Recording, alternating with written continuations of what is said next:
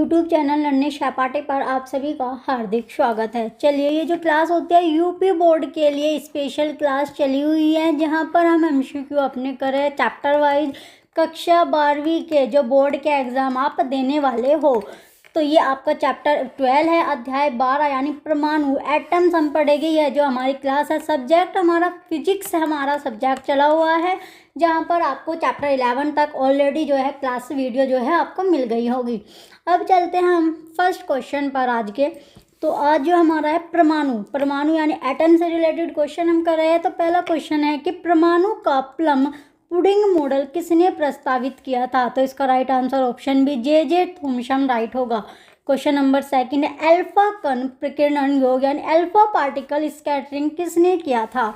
तो इसका right answer option B Geiger और मार्शलन होगा। क्वेश्चन थर्ड है रदरफोर्ड के प्रयोग में अधिकांश अल्फा कण स्वर्ण पत्र से सीधे निकल गए, इससे क्या पता चलता है? तो इसका राइट आंसर ऑप्शन बी होगा परमाणु का अधिकांश भाग खोखला है।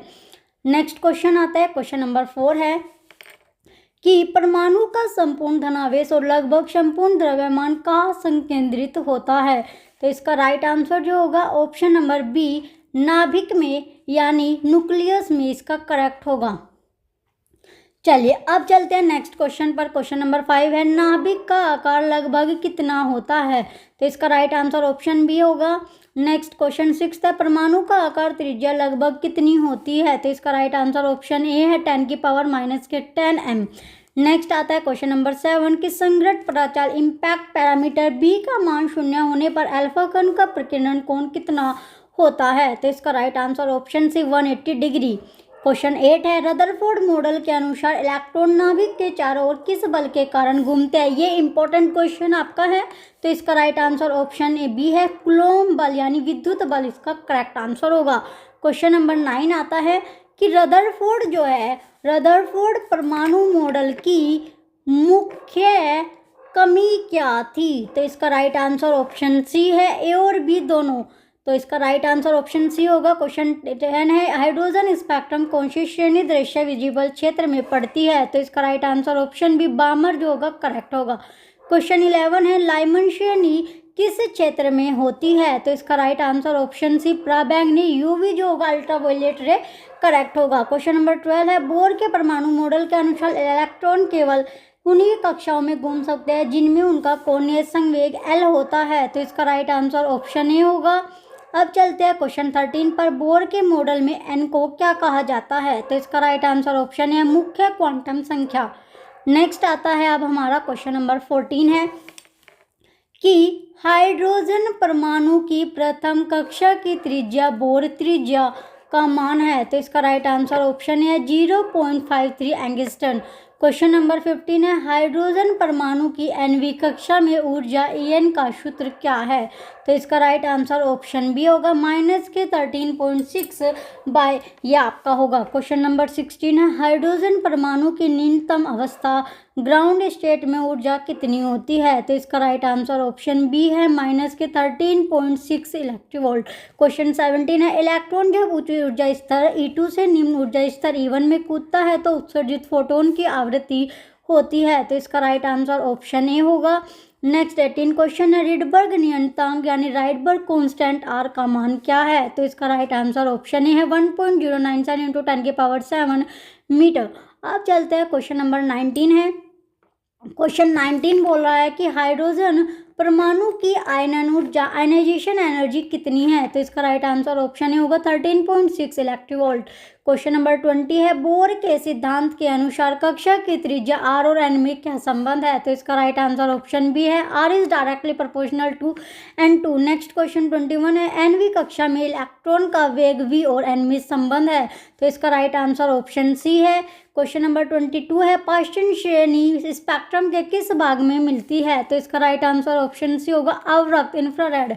क्वेश्चन नंबर 23 है बोर का मॉडल किन परमाणुओं के लिए मान्य है? तो इसका राइट आंसर ऑप्शन डी होगा ए और बी दोनों। क्वेश्चन 24 है परमाणु में इलेक्ट्रॉन की कुल ऊर्जा ऋणात्मक होती है, यह क्या दर्शाती है? तो क्या दर्शाएगी? चलिए अब चलते हैं, नेक्स्ट क्वेश्चन आता है हमारा, क्वेश्चन नंबर 25 है कि उत्तेजित अवस्था में हाइड्रोजन परमाणु की ऊर्जा -3.4 इलेक्ट्रोवोल्ट है, इसकी क्वांटम संख्या n क्या होगी? तो इसका राइट आंसर ऑप्शन बी है 2। क्वेश्चन 26 है, कोणीय संवेग के क्वांटीकरण का सिद्धांत बोर ने किसके आधार पर समझाया? तो इसका राइट आंसर ऑप्शन बी है डी ब्रोगली की द्रव्य तरंग है। क्वेश्चन 27 है, कक्षा में घूमते इलेक्ट्रॉन की गतिज ऊर्जा और कुल ऊर्जा में संबंध है। तो इसका राइट आंसर ऑप्शन बी होगा। नेक्स्ट 28 क्वेश्चन है, कक्षा में इलेक्ट्रॉन की स्थितिज ऊर्जा और कुल ऊर्जा में संबंध है। तो इसका करेक्ट आंसर ऑप्शन बी होगा। नेक्स्ट 29 क्वेश्चन है, हाइड्रोजन स्पेक्ट्रम की श्रेणियों में सबसे छोटी तरंगदैर्ध्य किसकी होती है? तो इसका राइट आंसर ऑप्शन है लाइमेन। क्वेश्चन नंबर 30 है, अल्फा कण क्या है? तो इसका राइट आंसर ऑप्शन सी होगा, द्विआयनित हीलियम नाभिक। नेक्स्ट आता है अब हमारा क्वेश्चन नंबर 31, यदि इलेक्ट्रॉन तीसरी कक्षा से दूसरी कक्षा में संक्रमण करता है तो कौन सी श्रेणी की रेखा मिलेगी? तो इसका राइट आंसर ऑप्शन बी है बामर। नेक्स्ट 32 क्वेश्चन है, बोर मॉडल के अनुसार n=1 है तो कक्षा में इलेक्ट्रॉन की चाल प्रकाश की चाल का लगभग कितना हिस्सा होती है? तो इसका राइट आंसर क्या होगा? ऑप्शन ए होगा 1/137। नेक्स्ट आता है 33 क्वेश्चन, परमाणु का रेखीय स्पेक्ट्रम क्या सिद्ध करता है? तो इसका राइट आंसर ऑप्शन बी होगा, ऊर्जा स्तर विविक्त डिस्क्रीट है। 34 क्वेश्चन आता है, निकटतम पहुंच की दूरी यानी डिस्टेंस ऑफ क्लोजेस्ट अप्रोच किस पर निर्भर करती है? तो इसका राइट आंसर ऑप्शन सी होगा, दोनों पर। नेक्स्ट आता है 35 क्वेश्चन, जब हाइड्रोजन परमाणु n=4 और n=1 में आता है तो अधिकतम कितनी स्पेक्ट्रमी रेखा उत्सर्जित हो सकती है? तो इसका राइट आंसर ऑप्शन सी 6 जो होगा करेक्ट होगा। नेक्स्ट है 36 क्वेश्चन, फ्रैंक हेड्स प्रयोग क्या दर्शाता है? तो इसका राइट आंसर ऑप्शन भी होगा, परमाणु में ऊर्जा स्तरों का अस्तित्व। क्वेश्चन 37 है, हाइजीन के अनुसार प्रकाश तरंग है वैसे ही बोर कक्षाओं में इलेक्ट्रॉन तरंग है, यह किसने कहा? तो इसका राइट आंसर ऑप्शन बी है डी ब्रोगली। क्वेश्चन नंबर 38 है, किसी कक्षा में इलेक्ट्रॉन के लिए डी ब्रोगली तरंगदैर्ध्य और परिधि 2πr में संबंध है। तो इसका राइट आंसर ऑप्शन ही होगा 2πr = n lambda. Question number 39 है, परमाणु के उत्तेजन ऊर्जा एक्साइटेशन एनर्जी क्या है? तो इसका करेक्ट आंसर ऑप्शन भी होगा, इलेक्ट्रॉन को निम्न से ऊर्जा उच्च स्तर में भेजने की ऊर्जा। क्वेश्चन नंबर 40 है, हाइड्रोजन परमाणु के लिए दूसरी उत्तेजित अवस्था यानी सेकेंड एक्साइटेड स्टेट का मतलब क्या है? तो इसका राइट आंसर ऑप्शन सी n=3। अब आता है क्वेश्चन नंबर 41, ये है ब्रैकेट श्रेणी के लिए न्यूनतम कक्षा n1 क्या होती है? तो ये 4 होगी, ऑप्शन डी करेक्ट है। क्वेश्चन 42 है, बोर मॉडल की एक सीमा यह है कि यह, तो इसका राइट आंसर ऑप्शन डी उपयुक्त सभी करेक्ट है। क्वेश्चन नंबर 43 है, थॉमसन के मॉडल में धनावेश कैसे वितरित था? तो इसका राइट आंसर ऑप्शन बी है, पूरे परमाणु में एक समान रूप से। क्वेश्चन नंबर 44 है, अल्फा कण प्रकीर्णन में प्रकीर्णित कणों की संख्या n और प्रकीर्णन कोण जो है वो संबंध है। तो इसका राइट आंसर ऑप्शन बी होगा। नेक्स्ट 45 क्वेश्चन है, हाइड्रोजन परमाणु में इलेक्ट्रॉन की पहली उत्तेजित अवस्था यानी n=2 की ऊर्जा है। तो इसका right answer option number B होगा। क्वेश्चन नंबर 46 है कि क्या इलेक्ट्रॉन नाभिक के अंदर रह सकता है? तो इसका राइट आंसर ऑप्शन बी नहीं। अब है नेक्स्ट हमारा क्वेश्चन नंबर 47 होगा कि अवतल दर्पण की तरह व्यवहार करने वाला परमाणु मॉडल कौन सा था? तो इसका राइट आंसर ऑप्शन डी होगा, कोई नहीं। क्वेश्चन नंबर 48 है, रिडबर्ग नियतांक आर का मात्रक क्या है? तो इसका राइट आंसर ऑप्शन बी होगा, प्रति मीटर। क्वेश्चन नंबर 49 है, बोर कक्षा को स्थिर कक्षा क्यों कहा जाता है?